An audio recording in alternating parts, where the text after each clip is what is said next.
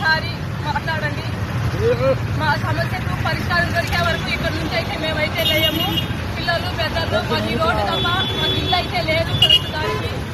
ఈ రోడ్డు మీదే దిక్కుతాము. మాకు మీరైతే కొంచెం మా మీద దయ చూపి మా ఇంటిని మాకు అప్పగించేంత వరకు నిరాహార దీక్ష అయితే ఇక్కడే చేస్తూ ఉంటాము. దుర్మార్గులైతే కొంచెం ఎమ్మెల్యే బంధువులను చెప్పుకొని మా ఇల్లంతా రాజే ఈ విధంగా అయితే చేసేసారు.